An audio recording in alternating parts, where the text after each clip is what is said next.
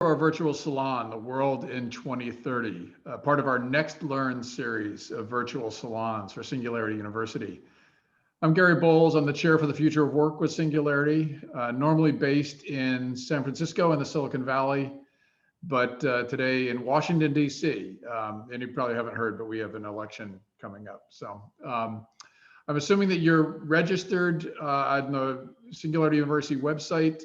That's how you found us here. But if not, I'm going to encourage you to make sure you register in the SU's rapidly growing online community.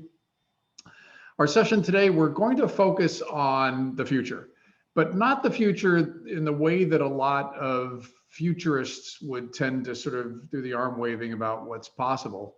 We're going to talk about the future driven by our understanding of data, the data that we see today, what we can typically project in terms of scenarios for tomorrow, and in a world of uncertainty that we've all been trying to understand in this most interesting of times. We can actually see some of the threads that can help us to see what some of the most likely ways that our world will look like in 10 years.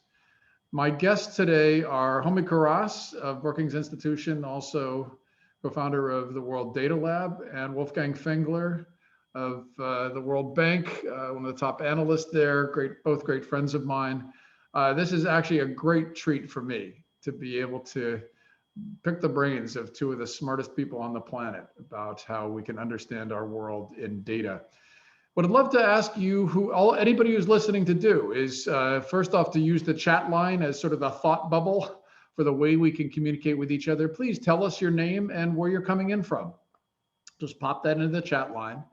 And then as we go along, I think that Wolfgang and Homi are going to do a little bit of a presentation to begin, just sort of walk through some of the ways to think about this data.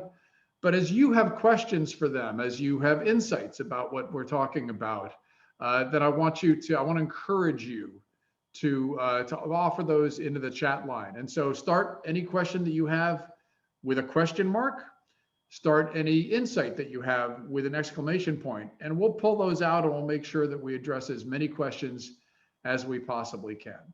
So I think, Wolfgang, I'm going to hand it off to you. Please start taking us into the future.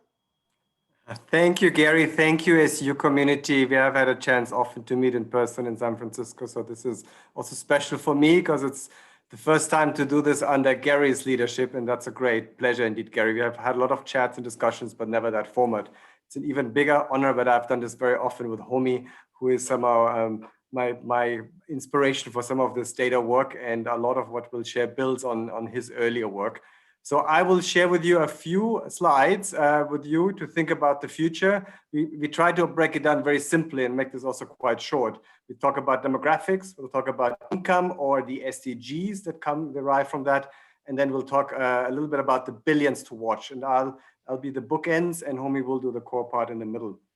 So, and this is building on some what we could call data machines that Homi and with my help in the team in the World Data Lab have built, and that give you those numbers and that you can also look for and then just use yourself.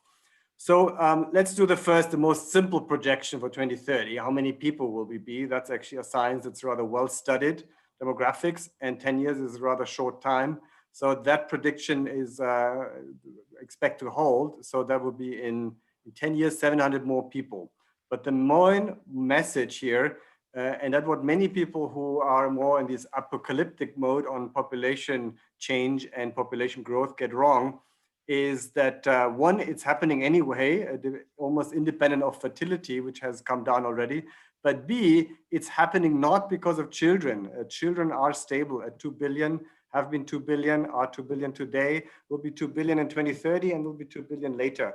And so all the population growth that we see now is because of adults, because of all of us, I guess, connected. And that's a good thing. We don't want to stop it, because otherwise it would mean we live shorter lives. And that's and we already reached the peak of fast population growth anywhere. We are down to 1% now. But that's our big message. It's population growth is happening, 700 more million, but not children, it's adults. Now, second insight, and the second one I have here before we hand it over to Homi, is where is this growth coming from? And it's actually only in two continents, basically. It's Asia and it's Africa. And it's about the same number by roughly. Asia is 4.6 billion today. By 2030, we'll have 320 million more. And again, Asia, like the world, doesn't have more children. It's just population dynamics, which means people living longer everywhere in Asia. A normal Asian person has now possible life expectancy at birth of more than 75 years, especially females, and that will add 320 more million by 2030. Africa starts from a lower base. So this is Africa with North Africa, 1.3 billion. So proportionately, Africa will grow much more, but the absolute number is then is still similar to Asia, 300 million. So those two together make up the bulk of the global population growth. And then the rest of the world, which is now 1.8 billion, has this minuscule growth of 100 million to 1.9 billion. In itself, an interesting insight, I didn't realize, I looked at these numbers very often, that if you exclude Asia, which is obviously the dominant part of the world, Africa is roughly as big as the rest of the world. All of us, many of us connected now. So that itself, something I didn't realize. Africa being as big as the rest of the world, excluding Asia, roughly, at least not, if not by 2030, then a few years after. So with this, let me hand it over to Homi for the income and hunger portion of the projections. Thank you, Wolfgang, and it's wonderful to be here. It's wonderful to see so many people from so many different parts of the world. I see on the chat people talking about where they are, viewing this from, and it is really global, and that's useful because what we are trying to actually present is very much of a global view. So I want to just very, very quickly try to tell you what we do with some of our machines. What we try to do is rank every single person in the world on a scale of what their income and spending is. And we do this country by country for about 185 countries. And usually it looks something like this. So the vertical axis is the number of people, and the horizontal axis is how much they're spending in dollars per person per day, of course, adjusted for differences in prices across countries and things like that. And then we divide up the population into these segments. Obviously, there's a segment of people who are very poor. This $1.90 threshold has been set by the World Bank. And then there's a section which we will call the consumer class, which is basically a middle class of people, vast bulk of people now in the world, actually a majority of people in the world who are responsible for most consumption in the world.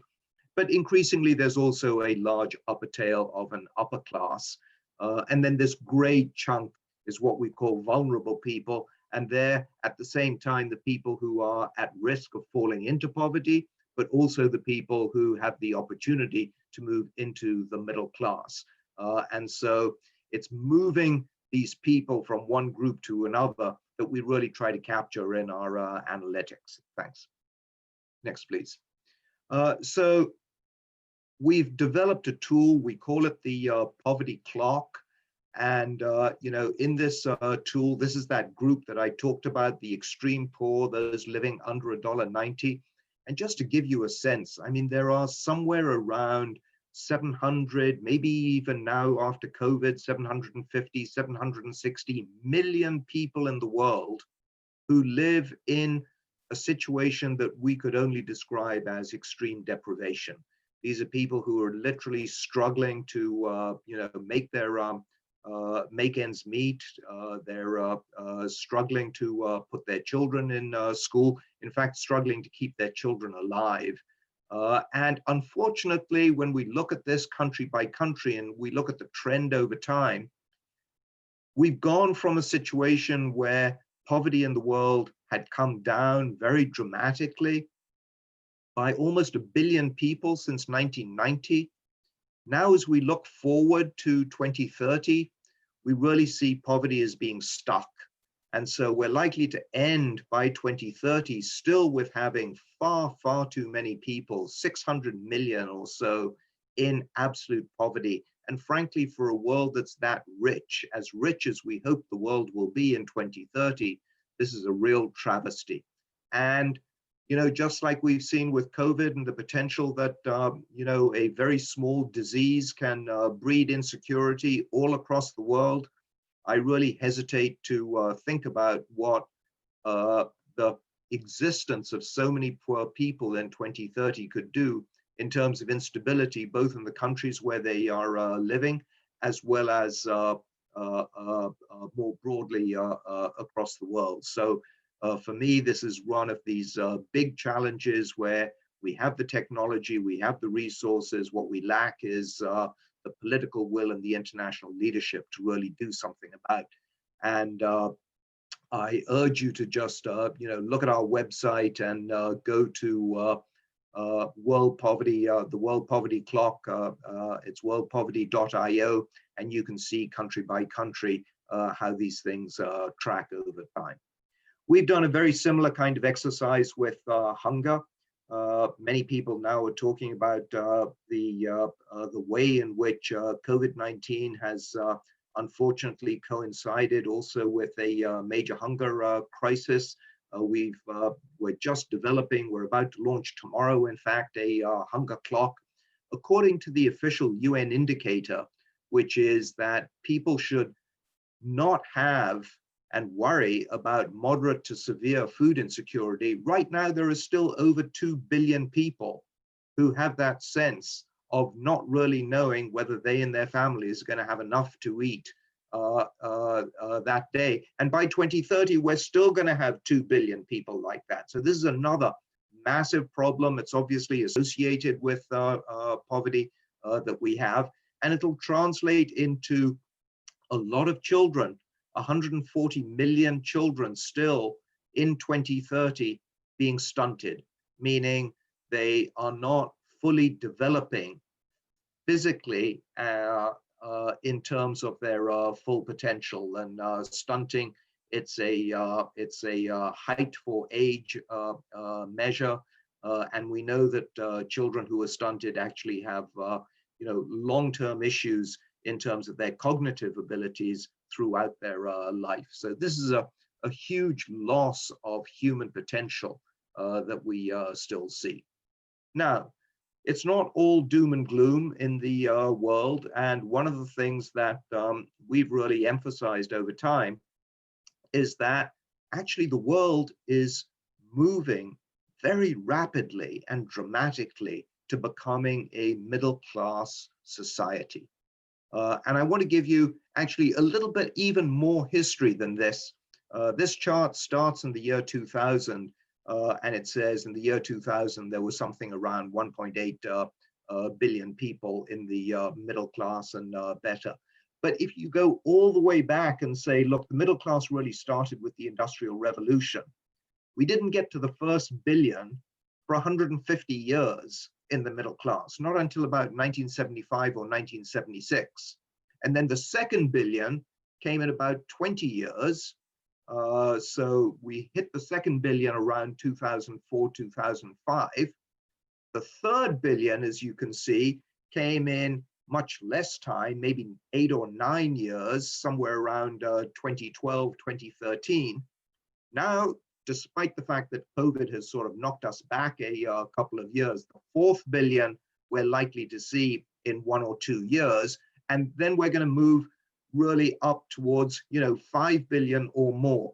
So by the time we get to 2030, we'll really have a middle-class world with all that entails in terms of, can we really have a middle-class world and still respect planetary boundaries? I mean, think about climate change and our efforts to reduce carbon emissions. Well, all of these middle-class people will be looking for air conditioning. They're all going to be living in Asia, and air conditioning consumes a lot of power, and power generates a lot of carbon emissions. So can we really do that? Can we feed that many people with that standard as they shift towards meat?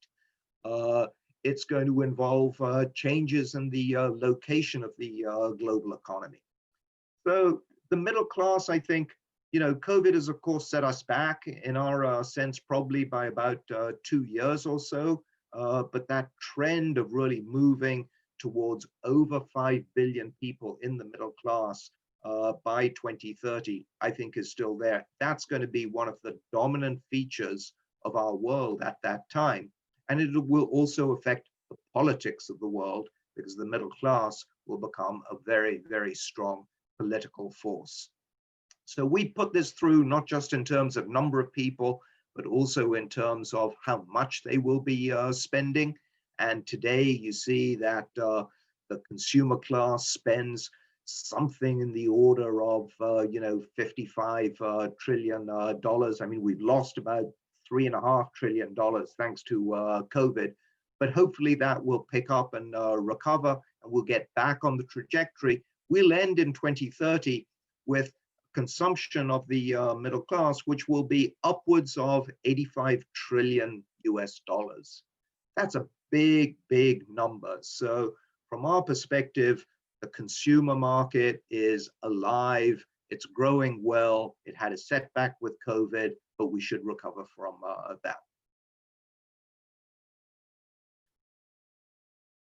Thank you so much, Homi. And what we'll do now is just to have 5 billions to watch. We know the SU community is always about reaching 1 billion. So I'll tell you a few stories about some new billions you may have not thought about. And that also comes out of the data models and the machine I'll show you at the end. So the 1 billion, and this may be something those who are really futuristic will enjoy, do this exercise. Think of maybe you have become a father or a grandfather recently. I can guarantee you with a high likelihood this child, your child or grandchild will live till the next century, because 80 years life expectancy is not that high in today's world for most countries. So this child will live till next century, and we can model how many would live into next century. And the number is already quite high. It's already above 900 million today. And we will reach, under these projections, the first billion person that will shape this century, that live through the whole century. Again, probably Gary, Homi, and I won't be among those, but those who are younger than us will live till the end of century. And that number keeps growing because all the children that will be born, and there are 140 million per year, a big share will reach that. And so we can start thinking of the generation that will shape this century, this decade and this century. But at the end of this decade, there'll be 2 billion people in this projection alive. You see most of them are Asia, portion is Africa, but also obviously the US is in North America, and other richer economies have a very high share of those children, even though that will live to the end of the century, even though they have fewer children. So that's an extra billion till 2030. Another extra billion is Asian consumers. Homi talked a lot about this in the middle class projections. We have today 2.1 billion middle class consumers in Asia. This is only Asia. We have, by the way, this is what Data Lab predicted, that half the world is now middle class or richer. So we know the world is 7.6 billion, so half the world is 3.8 billion. More than half of that is Asia. So if you think of consumer class, more than half today is Asia. But Asia is adding disproportionate amount of the future middle class, and it's more than 1 billion till 2030, despite COVID. And that then will reach 3.3 billion consumers in Asia alone. So these are extra billions that we have, and then we have just 3 pure billions to share with you. One is India. India has been the most underrated, but now appreciated emerging market. And it has soon, at least will have a consumer class that rivals China, slightly at the lower income end, but still a consumer class, and it will reach 1 billion by 2030.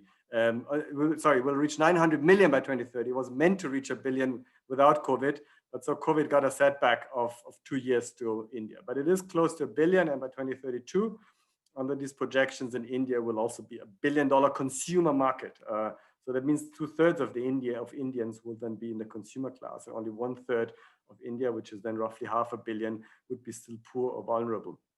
The next billion is Africa, young Africa. As I mentioned before, youth is not a growth sector in the world.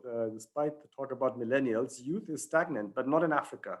In Africa, we already had 900 million youth, and the extra billion will reach by 2030. So that is still youth, especially youth between 15 and 30, is still high growth in Africa, unlike in other parts of the world, and it compensates the decline of this segment in other parts of the world. And the last billion, and that's the other side, is seniors. Again, some of us will be among this group. It's a very fast growing group. There's not so many today compared to the rest of the world. 700 million out of 7.7 billion are seniors, but defined as 65 and older. But that group is growing quite a lot, and it will be a billion by 2030. And so that itself becomes one of the silver economy, a big growth market. And how many of the seniors are above average in terms of their income. So that's a little bit the billions to watch. So just to end, let me just share with you for half a minute a bit this machine that has actually made it possible for us to show you these numbers. We call it Market Pro, and it has all these numbers on a fingertip. And I'll just walk you through because it's just very nice and easy to use, almost like a bit the poverty clock. So you see here, this is the middle class. Middle class today is almost half the world, plus the rich. It's then the whole world. I mean, the whole half of the world, 3.8 billion. By the way, rich are not so many in the world, despite, we often get diluted by this because of the US, because half of the rich, as you see, 116 million out of 220 million are Americans. But yeah, let's do this exercise. So just to ask ourselves, how many rich people, the rich, by the way, have lost out a lot during COVID. Now 189 million, how many in 2030? That is also a growth market. So if you want to have, to attract wealth, then the US, and globally it's a growth market, but a lower number, 297 million. How's the number? Mexico, way lower, 3.197 million. But in Mexico, you can check out every region. So we created this machine to check out every region and every age group. So if you want to know how many wealthy senior females there are in Mexico in the year 2030, the number is 276,000. So that's a rather small number. But if you want even smaller pieces and want to target some of them, then you go to Baja California, you have 12,130. But in Mexico City, or at least the broader district, you have 40,000. And this is just an illustration of, I think, 3 million data stories we could do with you now. But it has the rich, it has the middle class, it has the near poor, it has the whole world consistently. And that builds on some of the earlier work of Homi that he did in the middle class, and we just organized it in a way so everybody can use it now. So with this, thank you very much, and back to you, Gary. So Wolfgang, I think that people couldn't see that we saw your PowerPoint screen. We didn't see the screen with the dashboard. So I don't know if you want to pop that up again. So I don't know if you were showing it real time, but there was. Do you see it now? Now we can see it. Yes. Ah, very good. Okay, yeah. Then I'll in case you listen very carefully, I'll do another quick story. So let's do the middle class in the world. The middle class, as Homi said, this is middle class Mexico. So the world has in 2030 would have a middle class of 4.9 billion and an upper class of 300 million. So it's a consumer class of 5.2 billion. And you have here every income segment. If you want to get a specific part of the middle class, like the lower middle class, like the $1,000 people, if you could call them, or the $2,000 people a month, you can get all these segments. And then you do any country, and let's do Mexico. Mexico is 94 million, a middle class in 2030. How many senior females are in that middle class? 6.2 million. And how many of them are in the various regions or states in Mexico? You can find all the numbers. So let's do Oaxaca, 160,000 middle class female seniors in the year 2030. And that is one of 3 million data stories you can generate with this dashboard that you'll be happy to share with the SU community and to give more details on. So with this, back to you, Gary. So there was I think Karen Collins is asking, is this data and tool available for free? I think there's, so a lot of the data is on World Data Lab, but I think this is actually a separate dashboard that is actually licensed, correct? Yeah, and I think the team would need to connect with Homi or the World Data Lab team, and then I think, and I can help as well. But yeah, it's unfortunately, I think it's not for free. So, but it is affordable. I understand. It is a startup. So yeah.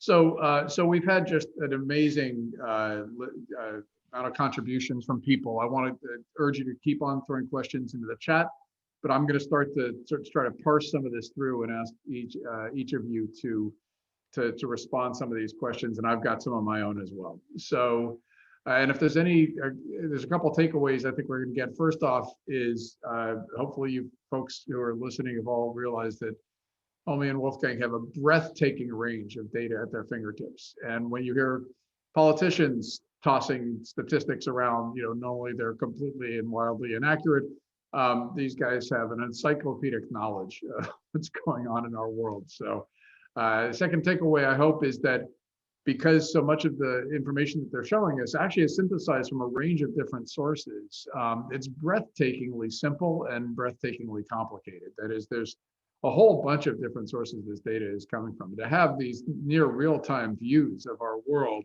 to me, you get sort of the same sort of breathtaking response that I got when I first saw what is now Google Earth, what used to be called Keyhole. And when you could first see the world, that you could spin it around and zoom in and zoom out, as our friend John Hagel says, is just mind-blowing. So this is increasingly what we have at our fingertips. And then the way that obviously Homie and Wolfgang have sliced and diced that. So the World Poverty Clock is one example of just the context for some of that data. And then also the mortality clock, I think, is another way of sort of filtering it. So, but one of my greatest takeaways, of course, is that demographics are destiny, is that even though we want to think of the world as being so dramatically shifted by some of these things like the COVID reset, what you've shown is there's an impact, huge impact. We've lost 2 years on poverty and so on. And these are all things we need to catch up, we need to factor for. But there's still an awful lot that is very, very likely to happen. Did you guys say that's accurate? Yeah, absolutely, Gary. I mean, and one of the things I think that we see is that your perspective also really depends on where you sit. And so, if you're sitting today in Asia and you see the speed with which places like China have recovered from the crisis. I mean, China had a very steep recession in the early part of this year, but all of the more recent data indicates that they're bouncing back very quickly. And so, the impact is, that much less. And you've got 1.x billion people living in China who, of course, they're affected by COVID-19. They're growing more slowly than they otherwise might, but they're still really growing over time. Maybe a few points, Gary. One, I love your Google Earth analogy. That's actually a nice way to pitch what Homie and the Data Lab team are doing and we're trying to achieve. Second, I think, as Homie just indicated, there are headlines and there are events, and that comes to some of the comments I see in the chat, which is, what happens if there's another crisis. But there is also trend lines, and some of these trend lines, you can anticipate them. It's because also the data is getting better and better.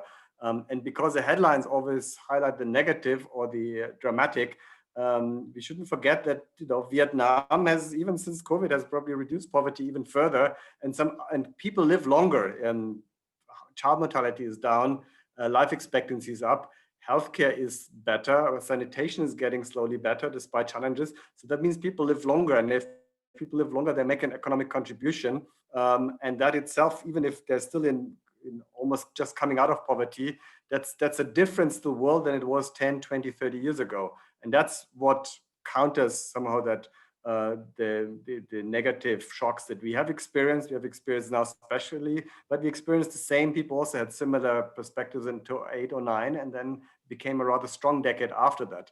You can include this in the model, and what we showed you is included in the model, and the model is continuously updated. And you can do this what if scenarios to say, okay, what if there's another shock in 2027? Sure, there's something, then the result is slightly different in 2030.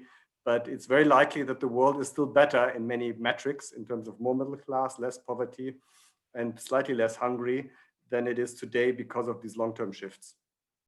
No, I think that's an excellent point, Wolfgang. I mean, really, what I constantly try to help people understand when we talk about the sort of the future and scenarios is especially what has happened in this era. And many in the Singularity community know that I've talked a lot about, I call this the Great Reset. Like this period that we're going through.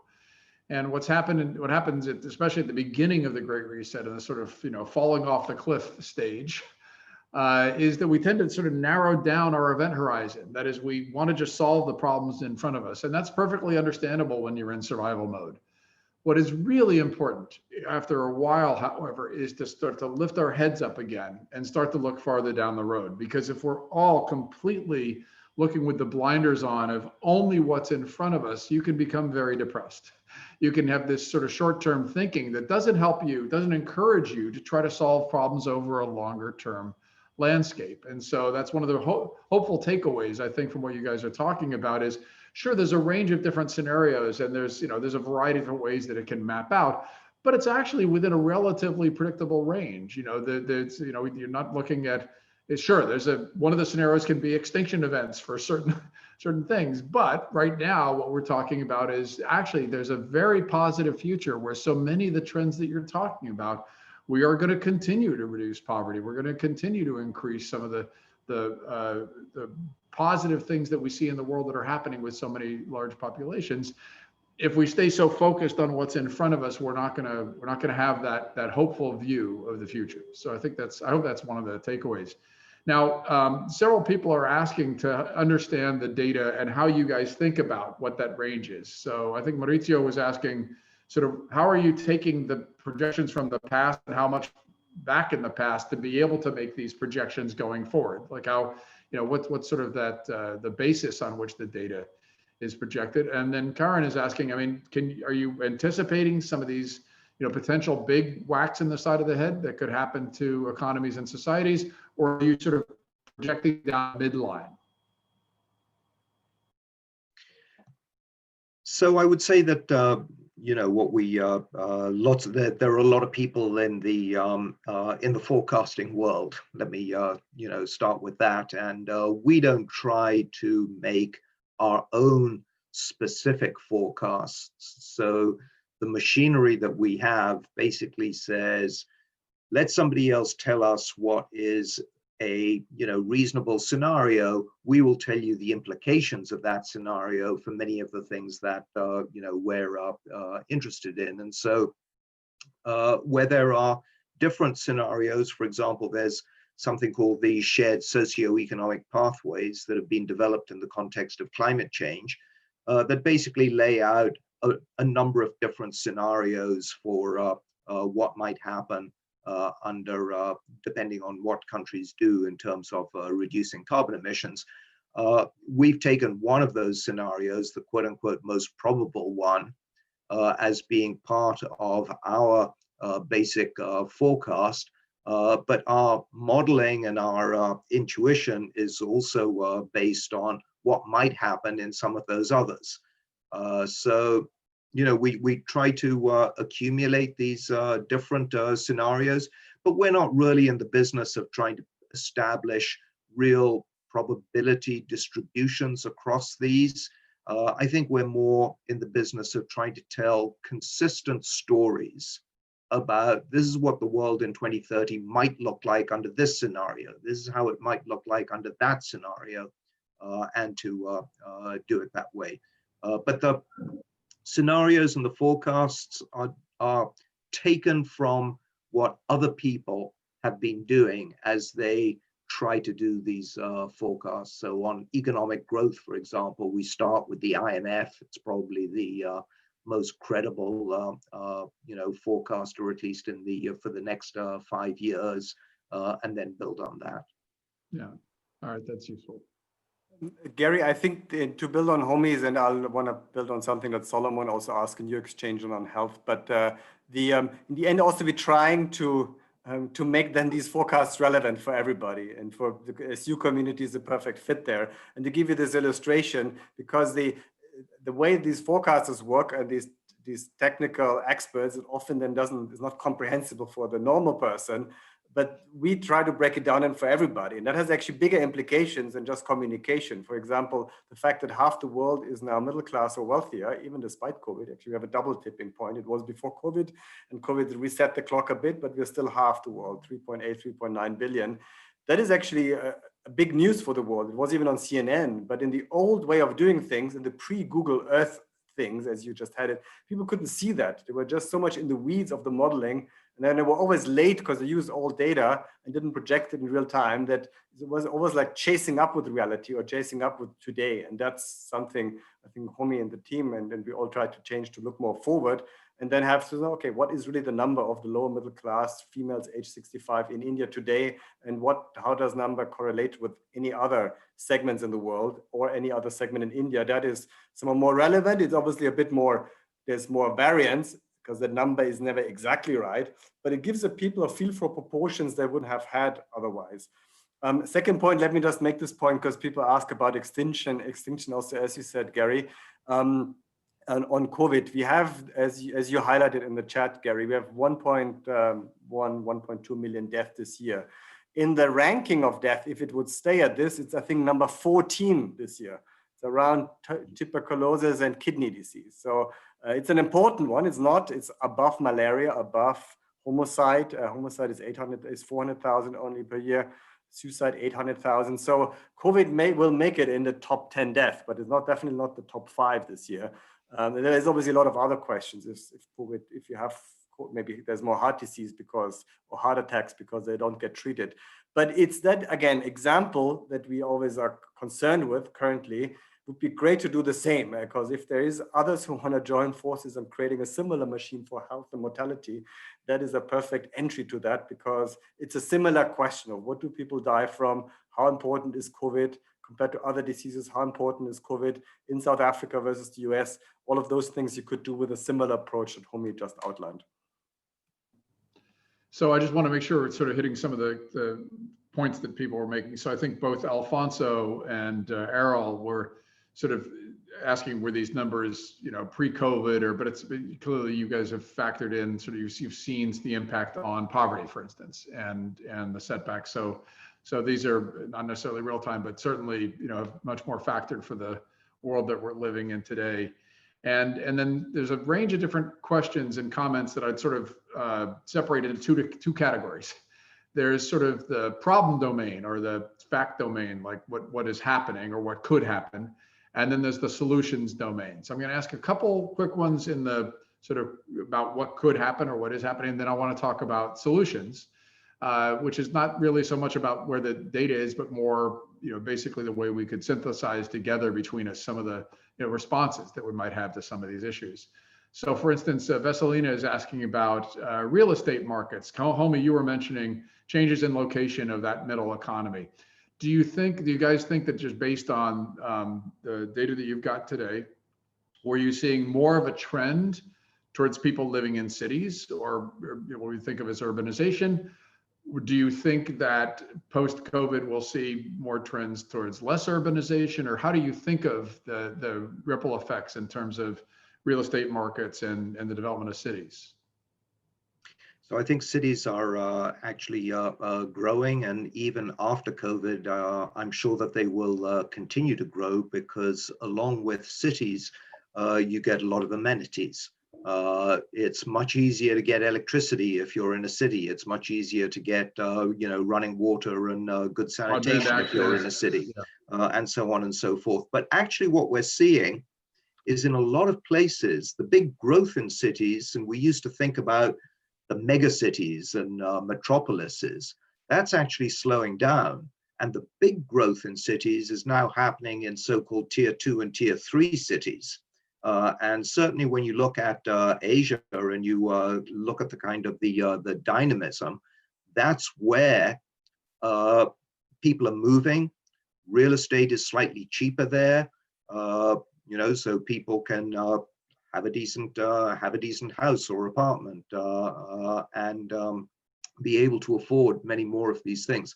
One of the things that we can now do, and I think this is what's really interesting, is that with some of the data that we have and new data techniques, including satellite imagery, is that we can break down the data into geographies. So in the old days, we used to talk about countries. Well, you talk about China. China's got 1.3 billion people. It's got places that go from, Beijing to small towns in, Xinjiang, and they're very different. So with this kind of data machine, we can start to break down and really be much more granular about where we're talking about and talking about place. Wolfgang right at the end showed, for Mexico, that you can see the different cities. This is people in Oaxaca and things like that. That's really where we're moving. And it's going to come when we discuss solutions, Gary, because a lot of these solutions are going to be at the local level, not at the national level. And if you want to have solutions at the local level, you'd better have data at the local level. And historically, we've not been collecting data at the local level. So you need some kind of algorithm to break things down and try to understand what's going on at a level which is way below the nation state. So you've given us a good entry point. So I'm just gonna, we'll start to treat this just because we've got about 15, 20 minutes left. So I want to make sure we're hitting as many of these questions as we can, because because you guys are talking about economies and societies, these are big issues. So they're big topics, big subtopics. But I want to just throw out a couple of these, and you can take any of these that you wanted, the two of you want to jump off on. So people are asking about education. How can we know more about literacy rates? And then how do we know about what we would recommend people should be doing to be able to increase education levels in different areas of the world? People are asking about universal basic income and how should we think about the ways that we might be able to change the dynamics of economies to make them more inclusive. People are asking about healthcare and its costs and what effects those might have on some of the demographics that you're talking about and some of the sort of major shifts. So let's just treat those as three starting points: education, what we might do in terms of the design of economies, especially around basic income, and how we might think about healthcare, the cost of healthcare, and how we might apply to be able to actually have some more positive impact and create some better future scenarios. Pick one. Well, let me just start and say that I want to come back to my point about granularity and place. We now have so much better data so that we can understand some of these things. And it has to be done, place by place. Somebody made an analogy about a basketball game. You don't win a basketball game with one big shot. You win a basketball game by a continuous series of individual baskets. That's what we have to do with education and health and even universal basic income. What we've now seen with COVID is that countries that we didn't really think had such great administrative capacity actually are using digital tools to be able to reach very large numbers of their citizens.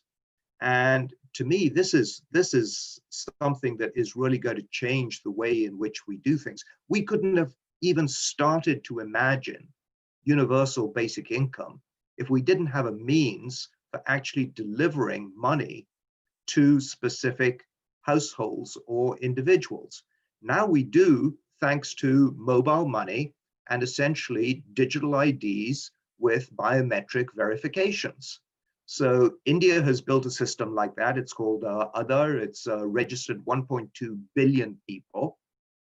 Pakistan used a system like that. It's called ESAS, and it's distributed cash to 12 million families. That's about 1/3 of the population. So 12 million families in Pakistan probably means something in the order of 50 to 60 million people.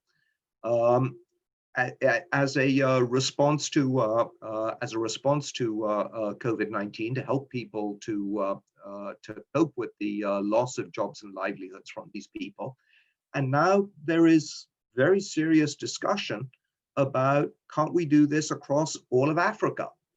So once we've have these kinds of tools in place, then we'll be able to do so much more to penetrate and reach and influence the lives of all of these people who are currently being left behind, and whether that's education or health or agricultural advice and extension.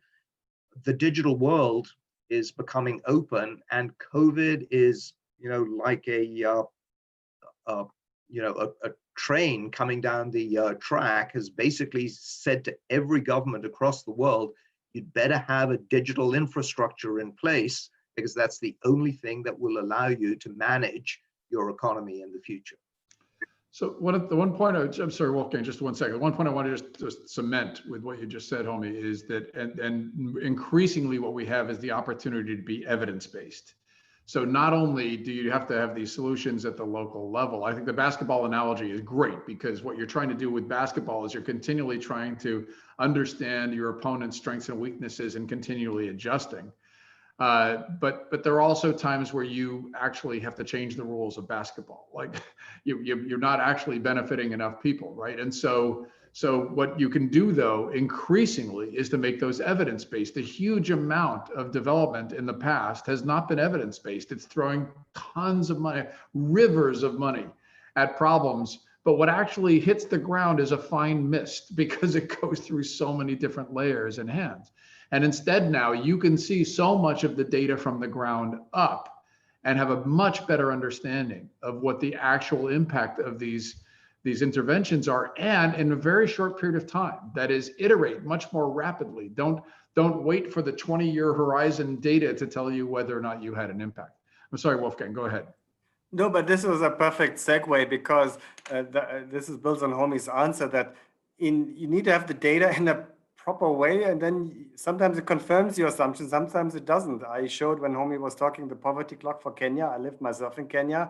I'm surprised that some counties will end poverty while the other county won't, and I'd be interested why it is happening. And so now you can ask the right questions, but we need to have that neutral mind to say, okay, what are the trends and the facts? But on these 3 points you made, I can give you a few one-liners where there's already some early insight, but that we should build on. So obviously in education, there has been a big success to get kids into school, and that drives some of these long-term trends, because education doesn't pay off in the short term, it pays off in the long term, but it's starting to pay off in this decade.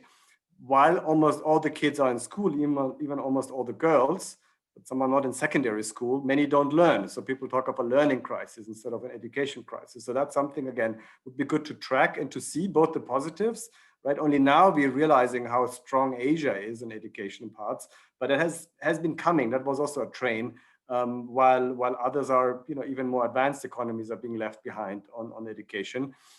Same on healthcare. You mentioned it, Gary. Again, that's be a next question, building on the tool I showed, is not just how much money do people have, but what do they spend it on? And here's two. Again, I was surprised myself when the Homie and the team ran the numbers for the US, for the Americans. Many watching us now in the US. What do you spend your money on most? And the answer is not housing. I was shocked, not housing, it's healthcare. Healthcare is #1 spending, but it has gone down during COVID, interestingly. Despite the health crisis, health spending goes down because some people may economize, some people may have delayed their doctor's visit, but in the long term, it will go up, partly because of aging. And it is a factor of 3 or 4 proportionate to similar income European countries. It has partly to do with the way healthcare is organized and how expensive it is, and shockingly expensive it is in the US. But these are examples of next generation of analysis and data models you could create. Last point on universal basic income. If you do the modeling that Homie showed, you will see that even in the best possible economic scenarios, and people still ask about how the scenario works, and we can go to this in a minute again, some countries will not end poverty by 2030, because 2030 is pretty near. And it would need like a 20-25% GDP growth rate in the Central African Republic. So it's very unlikely anyway that Central African Republic will end poverty, as does Nigeria.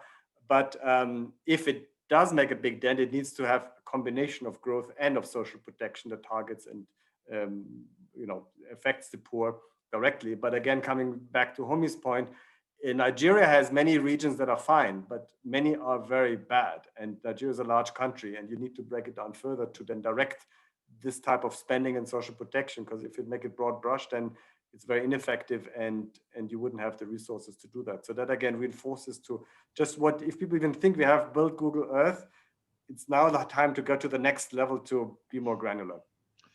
So I want to speak specifically to some of the things you're talking about in terms of because we're talking, coming back again and again into the solutions domain. And for those who are listening, I know some have asked some of the big questions like what can we all be focused on to make a better world and that sort of thing. And so what I want to just indicate again for what Homi and Wolfgang are doing is, so much of the way that we've approached these big challenges in the world in the past, there's no question there's been tremendous impact. We've eradicated diseases. We've had significant movement on poverty in the world.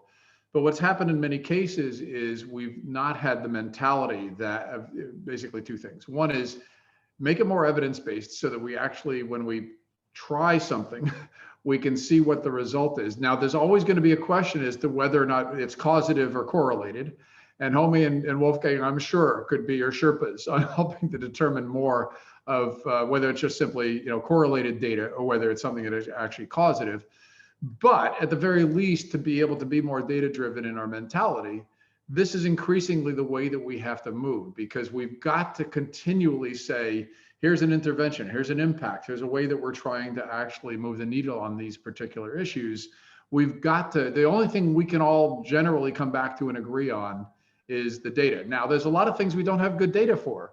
One of the questions, I think from Karan was, how can we map thriving and happiness and those sorts of things? And we don't, we can agree on GDP, which is a pretty poor measure of thriving, but we can't agree on a lot of these sort of other indicators yet. That's all, hopefully greater, and maybe you guys want to speak specifically to those. But the second point I want to make is that increasingly the mentality has to be that these tools, having the data, is not about us with good intentions coming into a country and trying to solve problems for them. It's the people in those countries having the empowerment and the tools and the data, so that we want to help them to solve those problems that they can. That's increasingly the way I think of the information that Homi and Wolfgang are making available to us, is these are empowering tools so that the people, the populations that are trying to make these changes and move the needle in their own environments for their own populations have greater and greater access to the information they need to make better decisions. Great, Gary. Maybe I go first so then Homi can have the last word, because I think we're getting to the end. I think you put it perfectly, and it's a bit like you're close to also part of this group with windsurf. When people invented the internet, nobody had a doctrine to say you have to use it this way or that way. It's more about find out yourself. And obviously the problem with Google or other type of fantastic tools is it's just too much information. What we want to give people is very little information. People have a question, you get an answer, and the answer may be a number, and you get the best possible number with the things we showed you. Now, having said that, and I think Karin had that question as well, is, almost on the philosophic question, are people really interested in the truth and the numbers? And I think, yes, there are, and I blame not just the so-called extremists or the, whatever you call them, people who, nationalist, populist. I also blame the normal academics or all of us. We didn't do what you said, Gary, is to democratize the data. Let's put it out so people can just use it and understand it. And that my aunt and your uncle and your nephew also says, I don't want to see the equation, but I want to, like a Lego system, see, okay, if Nigeria has this number, then Niger may have that number. And if the US wealthy have this number in California, maybe let me check what it is in Oregon. And I want to see it on a click of a button and not reading a book to find out. And it's fine to read the book, but it's also fine to have this type of tools that people say, and then find the error. If you do what Homi and the team and we have done, you'll see actually very lot of errors. And the biggest achievement is that you correct some of these errors because it's transparent, it's out there, and often other people find it. Often the teams around the World Data Lab team find it, and then you get better, and then it's the next iteration. There's never the perfect ultimate solution, but it's more you do the best possible, you put it out there, and then you improve on it, a bit like many other things in life. But in this space, it hasn't happened so much.